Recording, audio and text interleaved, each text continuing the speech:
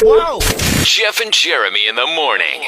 How pathetic can some people be? Another part of wanting to be like a grown-up was I no longer wanted to have neighbors. Now understand when I say that, I don't mean I am a misanthrope and I consider myself separate from the family of man. No, that's not what I'm saying. I'm saying I don't want to share a wall with a stranger ever again. I've been living in apartments for so long, and the thing that I hate about apartment life is the forced small talk, because it is the smallest of talk you're ever going to have. Here's what I never want to happen again. Like if I have a laundry basket full of laundry, and I walk into a laundry room, and there's a guy there with a similar laundry basket standing next to a laundry machine, I don't want this guy saying to me, "You're doing laundry too, huh?" If that is your banter, you better get out of this laundry room. I will smash you. Really? That's it? That's your discussion? Is that better than silence, sir? You're doing laundry too? What am I supposed? You leave me nowhere to go. Where am I supposed to go with that? Oh yes, you have found me out, good neighbor. Yes, I too have soiled my clothes in the course of daily life. Oh, I would wear them to disgusting rags if I could. But society demands that I run water through them every 3 days. So yes, in response to your most perspicacious query, I am doing laundry too. Enough of that. Dumbass of the day. 93.3 KZOZ. We've all been there. We've all opened our mouth and we've said something obvious. Maybe because we weren't paying attention and we were just, I don't know. We feel this obligation to communicate with people or say something. Cameron, you do it daily. But ride the lightning, ride the lightning. Woohoo! And you feel dumb when you do it. But there are certain people that just don't know how to socially interact with other people.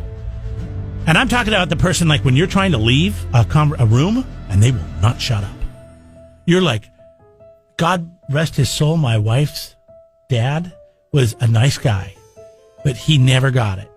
And literally we would be like, he would be talking and talking and talking and talking, and he would talk about stuff that he cared about.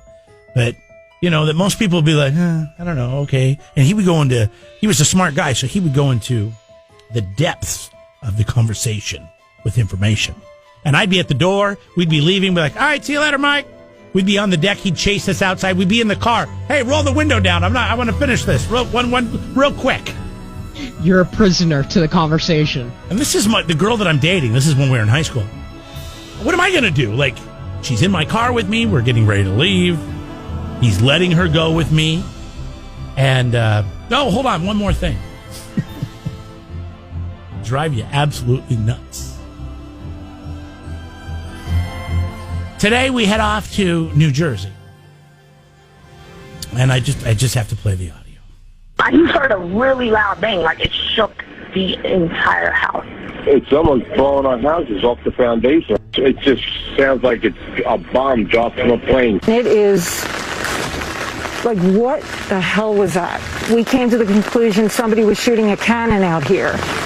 Yeah, it's a Civil War reenactment area there, right, in New Jersey? You might hear this around Paso Robles or if you live in wine country, because this gentleman, Rob Budakowski, says he was responsible for the sounds.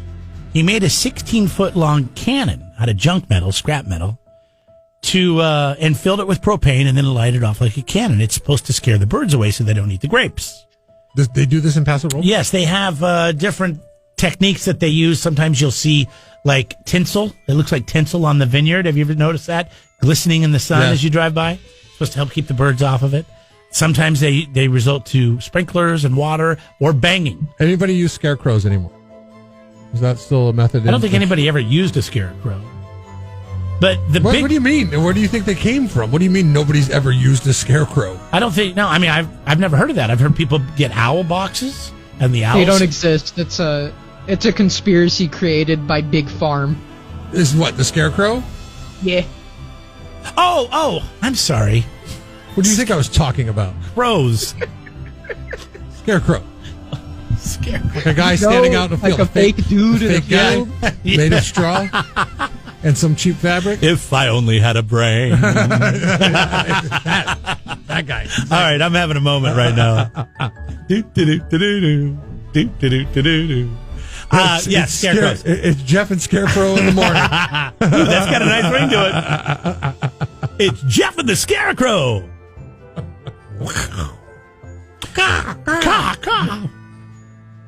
But a lot of owls are used to get rid of rodents and other birds and things like that.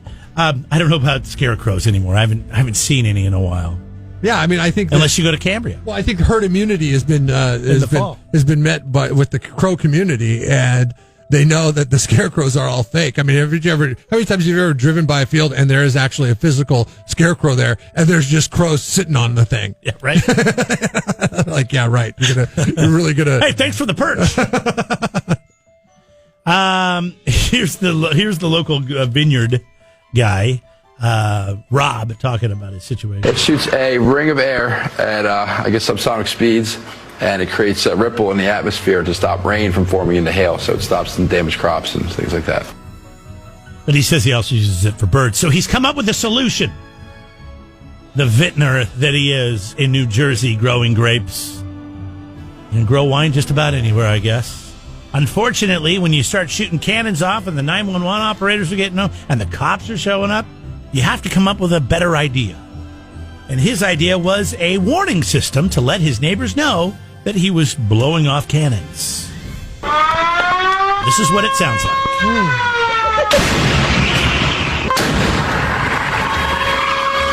Yeah, that is a bit excessive. I'm sorry. I didn't grow up in the World War II era or barely the Cold War and the nuclear bombs. But when I hear this, I'm thinking we're under attack. That is a bit excessive. I mean, you can't just go out there with a broom and go, get out of here, get out of here. Well, no, I'm just saying, if all your neighbors didn't know that this was going to happen, I would think we are under attack. At first, I thought they were being petty because they're garden staters, and I'm totally wrong on that assessment now. Didn't we, when this whole COVID thing started, weren't they shutting down curfews in towns and they were using sirens here locally? Like they were using old, or was that somewhere else? I just remember we talked about it. Not here. Okay. I thought maybe it was North Carolina. Not yet. I mean, God, it sounds like the damn purge. I mean, if you don't know what's going on, holy cow, am I calling 911? I'm grabbing my guns and going into my bunker. This is hilarious. There are no dumbasses here. No, this guy's a dumbass. Yeah, this guy's a dumbass. That's too excessive. I'm sorry. False advertisement. This is the greatest thing I've heard. You're just so bored, Cameron. You know what you're going to do is you're going to ensure you're not going to have neighbors for a while. Yeah, right? Exactly. All right, Budakowski, for putting the fear of God in all your neighbors' lives, which I'm sure can be fun at times.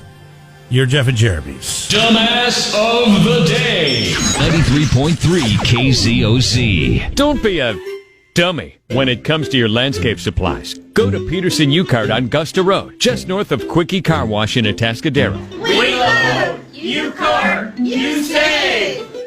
Nice, and I'm sorry I didn't I didn't realize how big this actually was. But this is a very like you're being a young guy on Sunday night, and I'll send this to Jeff and Jeremy so they could share with you. On Sunday night, Family Guy, the beginning of Family Guy, Brian got a new job, and during his interview he said he used to work for Mr. Skin, and it was a really funny thing. And yeah, it's like my brand is 21 years old, and it's probably more for people over 30, 35, but it's been in like Saturday Night Live, and Knocked Up was featured, and you know, not the Simpsons, Family Guy, and all these things. So it's out there. It's out there. Well, Jeremy and I were both floored that he'd never heard of you. Let's do a little first nudity scene roundtable, okay? What is the first nudity scene that you remember seeing? And if you can pin the age, that'd be great. And let's start with Cameron. Cameron, first time you saw nudity on a well, here's the wait. What are the rules? Are the rules that they had to be completely nude? Or I think it has to be in a movie because if you want to be like an old playboy, that's not going to be cool. So okay, yeah, it's like in a movie because it wasn't a TV show because they didn't have nudity in TV when we were kids. Right. So, yeah. So this would be in a movie. Do you remember the first nude? I guess woman it would be, Cameron, that you saw. I think there's nudity in Pink Floyd's The Wall, isn't there? Oh my God, there is. How do you? That's the first nudity you saw. This is where Cameron parlays a job with Jeff and Jeremy. But that's like a 1982 movie. I'm just curious how that was the first movie you saw nudity. Yeah, he's odd. Scenes with the flowers, right? Yeah, it was Where like Jenny Wright. Yeah, Jenny Wright was nude in that, and then another actress named Eleanor David. But my point is that being so young, I mean, this movie was made probably like 20 years before you were born. Yeah, no, it was. It literally was. He was born in you were born in 2000, right, Cameron? Yeah. Yeah. So I mean, and this movie came out in '82. Yeah. I mean, it's a great movie. Well, how did you? It's why were you watching it? What's up? Why were you watching it? Why was I watching it? Because my parents were like, "Oh, you like Pink Floyd? Here's Pink Floyd's The Wall," and I was too young to really understand why that was. Yeah. The thing is, he's very odd. That's why he has to work. We tell him it's COVID; he can't come into the station, but it's because he's so weird. We want him to work from home. But he's very interesting because he says a lot of weird stuff. I have not even seen what you guys are talking about, but I'm familiar with what it is. Mine would be Friday the 13th, and I don't think it was right when it came out. We're talking about Jason Voorhees here. But man. Oh, okay. I was so like the original from 1980, like the really good ones. Yeah, and I was probably 7, and I was born in 75, so it was probably more like in the early 80s, like 82, 83. Yeah. Janine Taylor was your first Tata, so that's very good. Mine was Police Academy. It was the scene at the bonfire, and the girls were dancing around topless at the scene at the bonfire. Oh my God. That was great. Yeah, that was amazing. Nobody knows who their names were because they were just in there for extras, their anatomies, movie extras. And there were so many of those. God, they must have did 7 or 8 of those damn things by the time it was done. Yeah, but I same thing. I saw it on HBO. I was up late at night. Parents had already gone to sleep, and I was watching, and I was like, "Whoa!" Not only was it a funny movie, but it made me realize. I have a confession. I liked women. It wasn't until because I grew up out in the country, like in the foothills of Mount Rainier. So I mean, most people around us had farms and stuff like that. We only had 7 channels off the antenna. And so when I finally turned a teenager and we moved and we got cable, I would sit on Cinemax and I would try to wait for it to come in because every once in a while it would kind of clear up. You remember that? The scramble? Yeah, scrambled porn. We all did it. I mean, I would sit there. This is embarrassing. I'm not a pervert either, but man, I would sit there for at least an hour or two some nights. And you might and think about it, it wasn't like you could record it or anything. So you'd see clear boob for 2 seconds, but it would carry over for the next week. It'd be awesome. Yeah. Do you have any idea when we were on dial-up? And I mean, this is when you came into business, essentially. Yeah, 99. Yeah, 99. How long the load times were on your page? Well, now you're getting personal, sir. Yeah. We were talking about this the other day. Remember how bad internet was for trying to look at porn? Oh my God! Well, I look back at in the Wayback Machine, or just old. We have old JPEGs of stuff of what our website looked like in 1999 and 2000. And it's just how the hell did we make money? But it was, if you think about it, though, it was before YouTube or Facebook or Google or Google. When did Google No, it start? was before But anyway, Google, yeah. Yeah, it was. So, there was, the fact that there was a place you could go to see nude scenes, however slow the website moved, it was still, it was still really cool. And, but yeah, I think about the dial-ups and all that, and it's how the hell did we make this happen? Gosh, I love talking to you, Skin. We always get off on these tangents. I know we're supposed to talk about the top 10 nude scenes. We do it with you every year. We'll take a quick break. We'll come back with Mr. Skin. MrSkin.com is the website. These are the top 10 nude scenes of the year. And, I mean, nudity has gone from the big screen. I've noticed the actors, too, and have gone to the Netflix, the Amazons, the streaming services. So we'll run all that down coming up. 93.3 KCOZ rocks. is it not even before 28.8? What was the connection? It was like 16 or? Oh my God! 14.4. Yeah, I don't even know, but yeah. 14.4. I remember the 14.4. I love that you remember that. And anyways, but now I'm looking at some of these ladies, and I got to be honest with you, very impressed. But I guess I'm out of touch because I must not be watching these shows. Too much TV to watch. That's the problem. But Allison Brie, that wasn't the girl from Community, was it? Yeah, Wow. Danny from Community, yeah.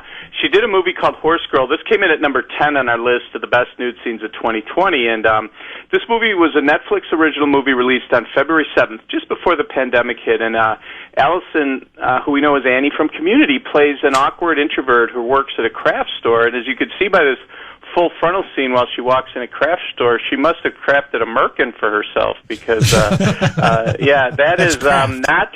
That is not really her down below. She is wearing a wig, but I think it's to be more realistic of what maybe her character would have sported.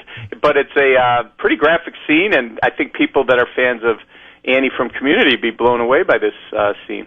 Oh, yeah, for sure. You don't see a lot of that anymore anyways. I mean, no, if this was the 1970s...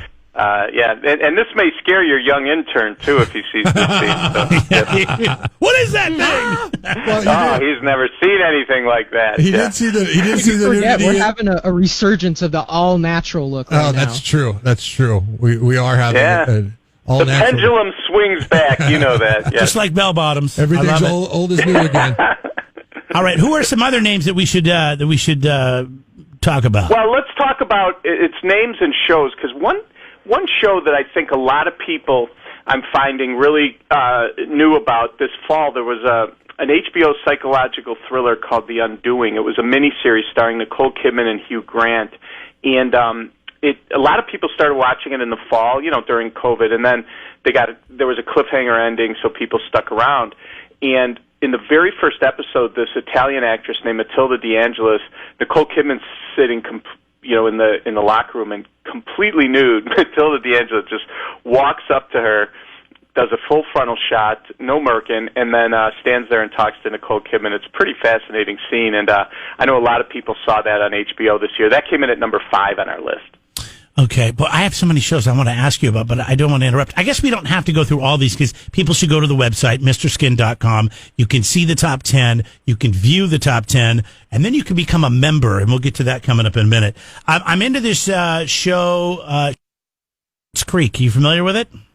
Oh, yeah. Okay, this is weird. I find the girl that's behind the desk, she's very kind of like tomboyish. Stevie. Well, I could tell you that my attractive. My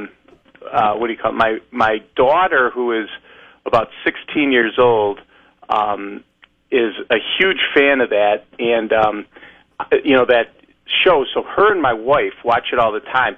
I've stopped in and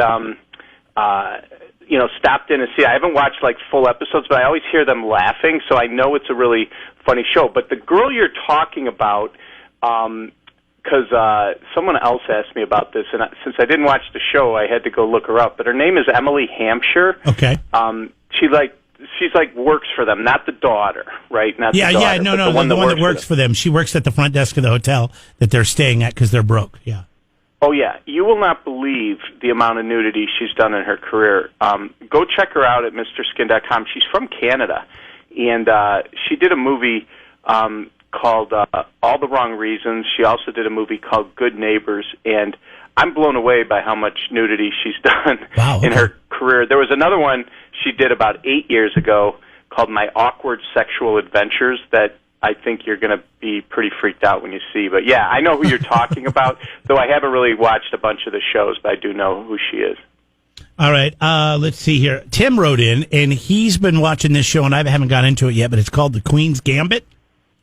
Oh, yeah. I know what he's going to ask. He wants to know if the girl that's the main actress, the main girl has been nude, and unfortunately, her name, by the way, she's got a weird name. It's like Anya Taylor-Joy, but she on Queen's Gambit, as sexy as it was, as good a show, as it was, she wasn't nude. She was in her underwear, but.